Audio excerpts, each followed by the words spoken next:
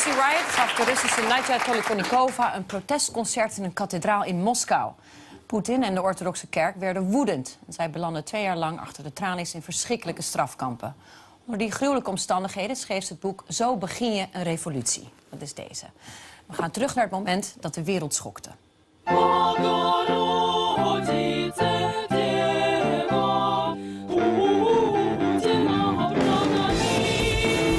В стране прошли масштабные акции в защиту церкви.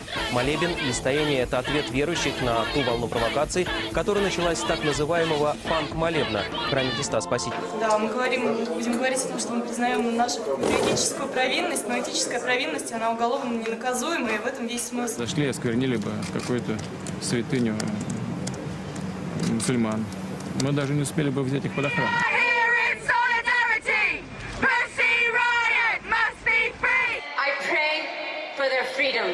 Тологонникова, Самуцевич и Алехина совершили хулиганство, то есть грубое нарушение общественного порядка, выражающее явное неуважение к обществу, совершенное по мотивам религиозной ненависти и вражды.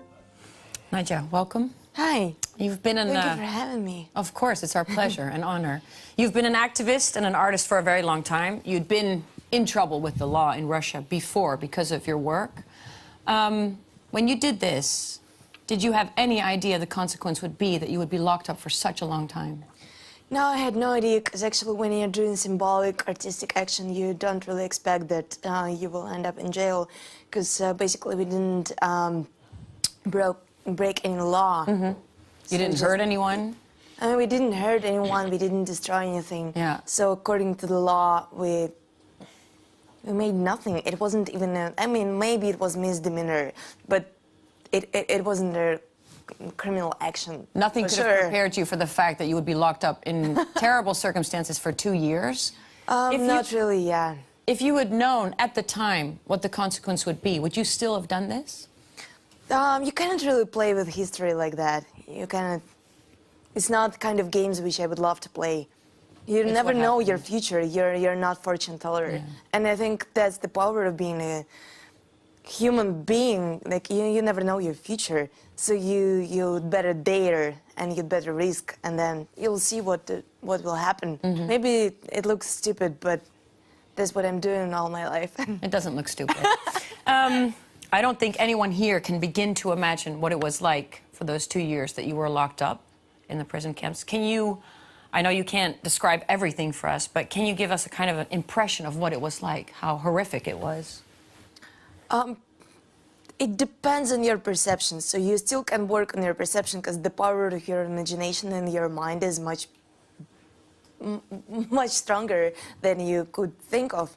And actually, prison is a really powerful transgressive experience. Though it didn't change the fact that you don't have any medication, you don't have access to normal food, because you have to eat like pigtails and stuff like that, because prison officials just would steal everything, and they will put all money in their pocket. The food was stuff you wouldn't even give to animals. No, not really, because animal wouldn't eat rotten potato.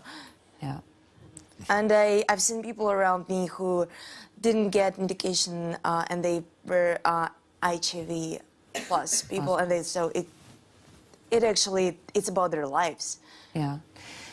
Being in prison separated you from your child, your daughter, and that on itself is horrific, and the circumstances. I was wondering, what is a person, you know, a young woman like you, what do you do in your mind to stay sane so you don't go crazy in a place like that?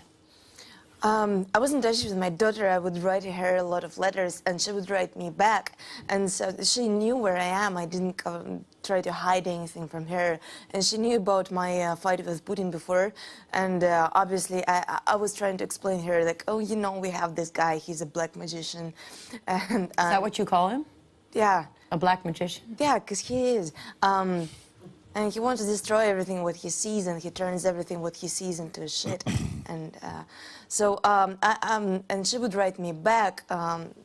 So, Mom, I just wrote you a plan how you would escape from the prison. Mm. We will take the bus, we will occupy the bus, and then we will crash into the wall, the prison wall, and then you will be able to escape. How old was your daughter in the period that you were locked up? She was 4 or 5 years old. So she was confronted with something that's almost too immense for such a small child to understand, basically. Yeah, but actually I think that it's better when she was 4, because now she's 8, and it'll be harder for her, I guess. Yeah. You were in prison for 2 years, and when you came out, you were hailed as an international hero. And one of the people who hailed you as a hero was Madonna. Let's have a look. It is my privilege and my honor, ladies and gentlemen, to introduce Masha and Nadja from Pussy Riot. Ladies, please come to the stage. One more time for Nadja and Masha. Hell motherfucking yeah!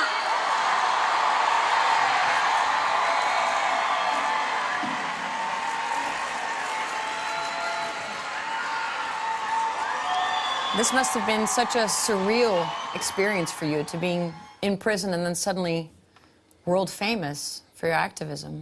Yeah, it was pretty hard because, you know, that's the time when you realize that you have a voice, but this voice doesn't really belong to you. It belongs to all those people who supported us when we've been in prison. So now we became someone who could help other people, and it's a big responsibility.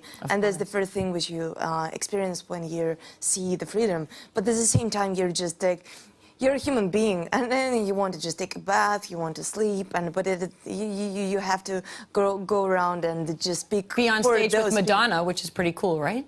I mean, I really adore and respect her, but it was not that easy as it could look like, because I could barely speak English, and I felt embarrassed, and I felt like, oh, what I'm doing on this stage. I didn't really want to be there, but I kind of forced myself, because we read, so we have these pieces of paper, and it was a conversation, our conversation with political prisoners who still were at the time in Russian prisons. So we wanted to communicate their message to the world. Yeah. One of the things that we remember seeing is the images of you basically locked behind bars during the trial. Let's have a look.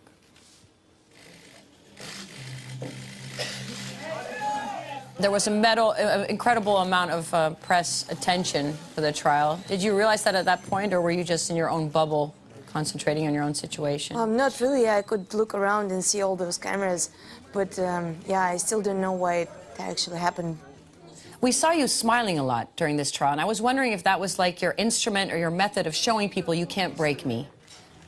I don't know. I just honestly, I felt pity for those people who put me in jail, because they basically just shitted their own pants, and they didn't know what to do with that. Because I mean, we ended up being stronger than they are.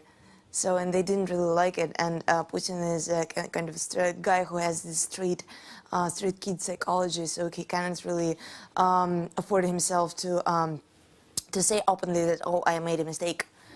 He'll never say that. He'll never say that. Yeah. Is it an extra weapon for you when you're confronting Putin by being a woman? Does that help? I don't know. I remember Madonna said once that actually Putin wanted to fuck us. That's why he locked us in jail, because he knew that we would never fuck with him. That's a disgusting idea. It is pretty disgusting. I don't really like him. I don't know, like, but you know, I mean, he was writing on the I know bear. you don't like him. Most people here don't like him. But I was wondering if... No, some people think that he's sexy. I don't know, like, honestly. Are you still living in Russia? Or? Yeah, I do, yeah. And but you still, can, I will roam not fuck around with Putin. freely now, or are they on your back all the time?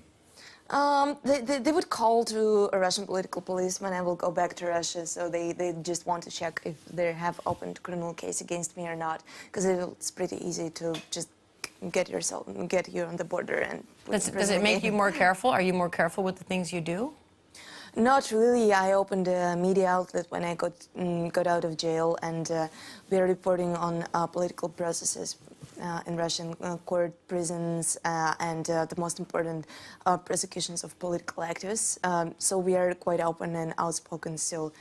And we got some troubles. We've been beaten several times, and you know, my eyes almost was burned by some guys who were hired by political police. So it's still a pretty shitty situation. It doesn't sound like you're going to give up, though. Not at all. No, I don't want to. Like, what's the reason to be alive if you kind of change things which you don't like, which you despise? Can I just ask something? Sure. Do you have any idea if the circumstances you are living in are becoming any better in the next years at all, for you and maybe for some other people in Russia as well? Outspoken people. Yeah, I think it can happen. And there are a lot of people in Russia who really don't enjoy Putin's governance, but they're not really outspoken because they don't believe that right now it's the right moment. And it's a really different situation with what you have here, because when you speak against power in Russia, you really can lose a lot, and you will lose a lot. You can lose your job, you can lose your health and life, and so it's very important for you to keep up your struggle. Thank you so much, Nadja, for being here. Good luck with everything. The book. Thank you. The book. What's in the book? How to Start a Revolution.